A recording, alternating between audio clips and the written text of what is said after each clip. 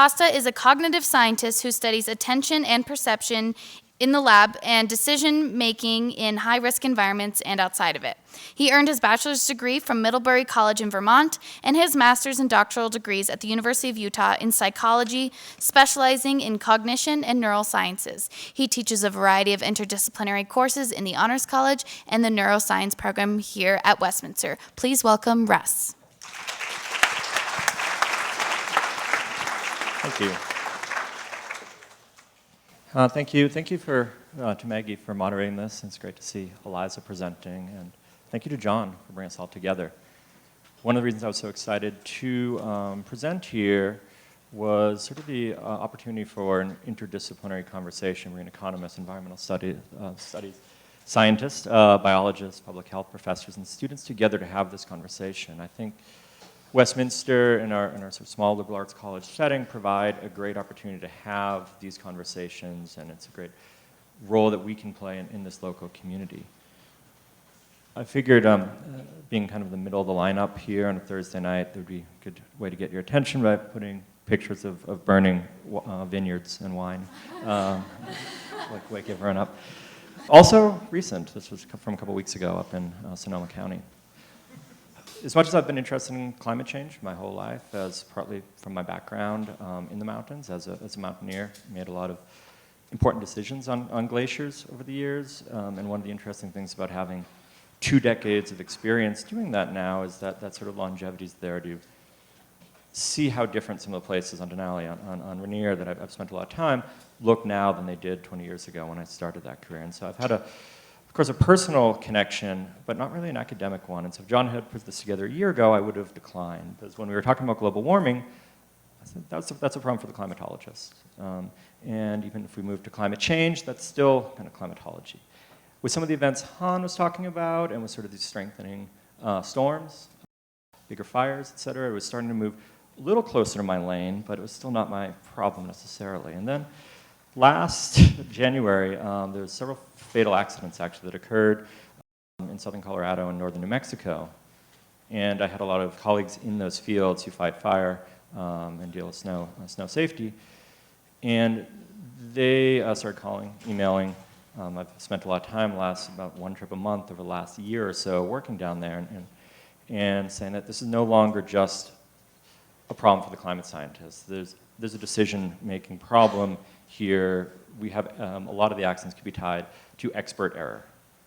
And the question was, we don't know how to predict events, dangerous events, high-impact events that lead to fatalities in this new environment, in this new climate. And so I've kind of been down there a lot as a work on decision-making in teams and in these type of environments lately. So the 2 questions I wanted to approach today in the next 8 minutes or so is one is sort of how is the perception and also the memory of experts different, and how do they use these skills to make decisions differently? And so we know from empirical work from the military and actually from commercial aviation, for example, that pilots see the runway differently than novices do. I've never landed an aircraft, so but I have in simulators, and that's different than we would look for an expert pilot with, I don't know, 10,000 hours experience. That number comes from Malcolm Gladwell. I'm not a huge fan of that number or that theory. It's kind of problematic, but it gives us a base point. Experts see the world differently. And one of the things I've been working on is how do they perceive the world differently, and how do they use this additional information to make decisions arguably better? Certainly we want surgeons who have lots of experience operating on us. When we hire, we look for teachers who have taught in this environment, they've taught their subject matter. We want to hire experts. But the other question became really obvious last year is that experts also make errors. And how and why and when and what situations do experts make errors? That became a big question in sort of my research program. Oh, I also wanted to say here that this was not an error. I didn't want to throw UDOT under the bus or UHP. This was actually a successful avalanche mitigation that occurred last January down in Provo Canyon on State Road 191. No one was hurt here. But there were some more extreme examples.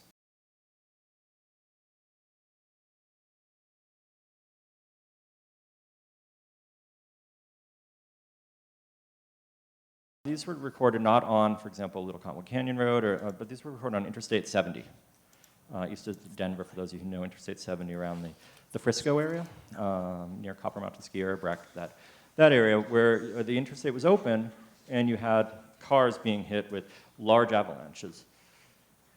There's a cost for closing that road, particularly a major interstate highway like Highway 70, and the Bayesian decision trees we were using to model this were quite odd in the sense that what is the monetary cost for closing the highway for hours or days versus what is the cost of opening it, that human cost. And in that model, you end up sort of having to assign a value to human life there, and sort of you can never zero that risk. And so you can't just say, well, someone could die, so we must always close the road, because it's always danger. And so making models in this environment became particularly difficult because the 50-year history of the road, the 50-year history of the terrain around the road was not really predictive of what was going on. There was nothing in the sort of lived experience or known experience for even the people who've worked for, in this case, CDOT, Colorado Department of Transportation, their entire career in their history. In a sense, you had a lot of Department of Transportation workers throwing their hands up saying, we have no idea what's going to happen this winter. It's not like anything we've ever seen before.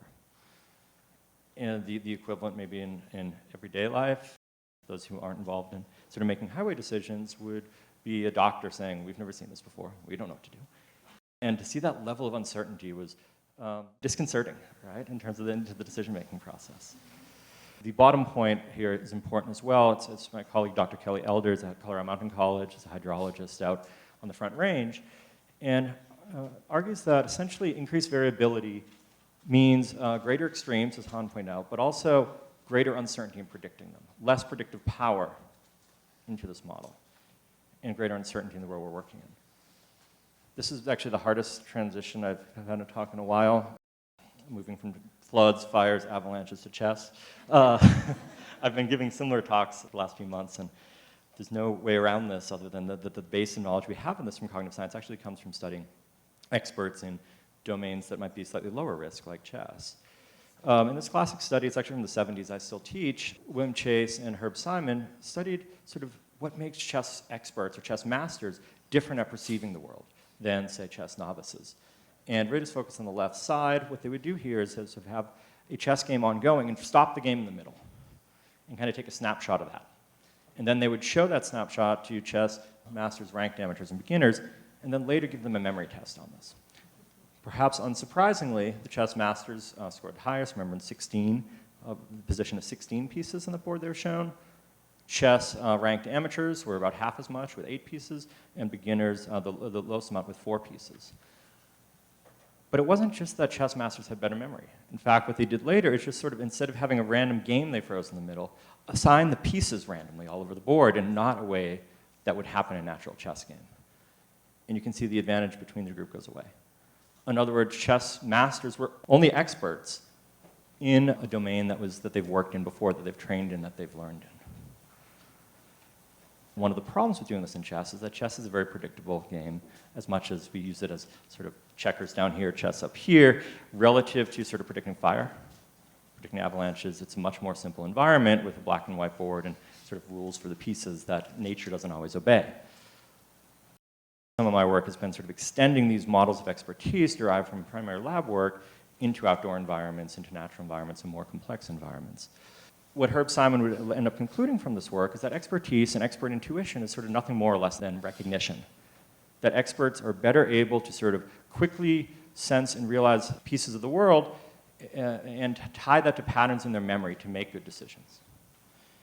It's where Gary Klein works from, develops the recognition prime decision model, decision making, working a lot with firefighters. That firefighters are more quickly able to recognize situations because they have tens of thousands of hours of experience, quickly able to recognize things that a novice wouldn't be able to recognize and make decisions accordingly. So Klein writes a lot about a case of firefighters entering this is a structure fire, a home, and all the key, in fact, the person who reported suggests it was a kitchen fire.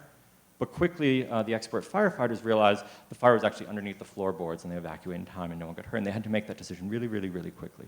Much of the work, and one of the reasons I started decision-making work again, was actually I started teaching the Data Society and decision-making course in our honors college, and began to sort of looking at decision-making work again, an old research topic of mine, to prep for it. And we used Danny Kahneman's work, who won a Nobel Prize by studying economic decision-making. we fell into what's known as the heuristics and biases paradigm, where we started looking at expert errors in the case of using intuition led to errors, and sometimes high-cost errors. Klein's work actually contrasts that, so expert performance can actually be better.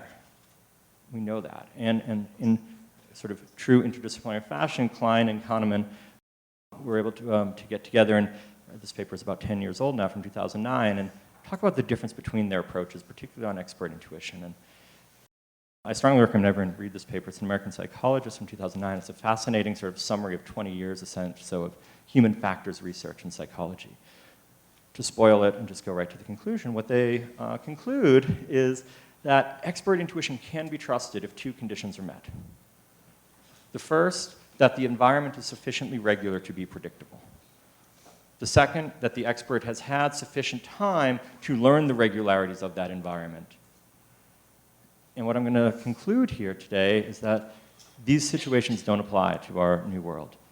The snowpacks we're seeing, the fire grounds we're seeing, the fire conditions we're seeing, floodplains are not sufficiently regular anymore. The environment is too different to sort of be predictable from the experience of experts. And certainly experts have not had the time to learn those regularities. And so not only might the world get warmer, drier, I think it's also going to get more dangerous on the short term as we don't have good enough predictive models to predict what's going to happen, particularly for these big events, not only hurricanes, but also fires, floods, avalanches, and it's going to affect us here in the West in the way we use roads, the way we open roads, close roads, and in many other ways. So that's my depressing take from cognitive science.